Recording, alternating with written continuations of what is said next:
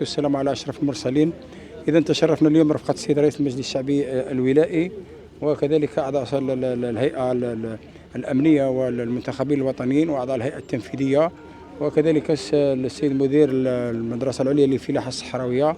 وكذلك ممثل السيد مدير جامعة الشهيد حما الأخضر، بالإضافة إلى الفلاحين كذلك والمستثمرين وممثلي الغرفة والاتحاد الوطني واتحاد الفلاحين. إذا اليوم كان عندنا دائما في إطار متابعة برنامج إحياء الذكرى 71 لاندلاع الثورة، فقمنا في الخرج الميدانية هذه بتدشين 3 مراكز تخزين للحبوب، 2 على مستوى دوار الماء وواحد على مستوى الشارع، وقمنا كذلك بتدشين الخط ربط المحيط الشارع بالكهرباء اللي كان يستنوا فيه المواطنين ربما أكثر من 30 سنة، وكذلك شفنا مدى تقدم ربط محيط الشارع، وقمنا في نفس الوقت بإعطاء إشارة انطلاق موسم الحرث. الولاية السنة هذه عندها تقريبا 11,000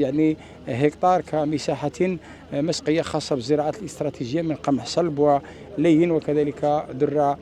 صفراء وتريتيكال. الحمد لله كل الظروف مهيئة لإنجاح الموسم الفلاحي بمرافقة الجميع، وكذلك كانت لنا النقطة أننا عندنا مجموعة من الشباب عددهم 22 في محيط 500 هكتار اللي رانا نرافقوا فيهم، أعطيناهم العقار نتاعهم وكذلك أعطيناهم تراخيص الحفر، وكذلك ننظموا فيه باش نربطوا المحيطات، وكاين اللي راح كذلك يقوم بعملية البذر، وهذه كل داخله في إطار توسيع المساحات المسقية ورفع التقديرات. تقريبا عندنا تقديرات تاع حوالي 160 ألف قنطار إن شاء الله مع موسم الحرث. الميزة السنة هذه أننا قمنا كذلك قامت بمرافقتنا المدرسة العليا للفلاحة الصحراوية وكلية الفلاحة على مستوى جامعة الشهيد حما الأخضر، وهذا حتى نسمح لطلبة وطالبات الجامعيين من أجل استكشاف المحيطات الفلاحية، ومن أجل كذلك باش ترافقنا الجامعة في الجانب هذا العلمي، لأن يعلم الجميع باللي كاين فلاحة عصرية وعلمية، كاين تقليص استعمال المواد، تقليص استعمال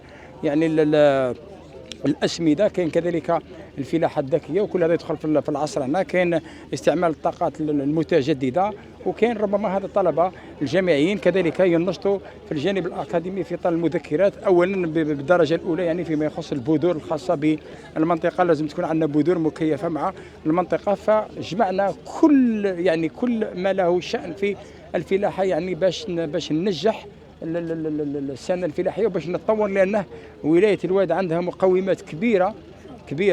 وأنا دائما نقولها ونعطي إحصائيات، ولكن لو كان نستعملوا العصرنة والفلاحة العلمية وكذلك تعليمات السيد رئيس الجمهورية وكذلك الإرادة السياسية وبتسهيل كل الأمور، نظن باللي نقدروا نضاعفوا بالدرجة الأولى نقدروا نضاعفوا الإنتاج. لازم يعرف الناس باللي الناس كانت تشكي هنا في وقت مضى من ربما من العقار الفلاحي، ثانيا كانت تشكي من ربط المحيطات بالكهرباء، اليوم كاين الكهرباء، كانت تشكي كذلك بوسائل التخزين، اليوم كاين قريبه 4 وسائل تخزين اللي تخزن حتى 400 ألف قنطار نتاع قمح لين وقمح صلب، وكذلك نحن بصدد استحداث محيطات جديدة من أجل رفع المساحات المسقية وتطوير أو توسيع المساحات الزراعات الاستراتيجية إلى دوار الشمس، وكذلك هذه الزراعات اللي تدخل في صلب اهتمام السلطات العليا للبلاد. فإن شاء الله نتمنى النجاح للموسم الفلاحي، وفيه مرافقة كبيرة، وإن شاء الله الفلاحين نغتنم الفرصة باش نشكر الفلاحين على المجهودات المبذولة في الظروف الصعبة والمشاركة في الأمن الغذائي، لأن كما دائما نقول ونعاود هذا يدخل في شخصية الجزائري وحب الوطن إلى غير ذلك، فالإنسان يشارك في الأمن الغذائي لأنه مهم جدا. نحن كذلك بصدد استحداث محيطات كبيرة في هذه المنطقة خاصة ب الفلاحة أو تربية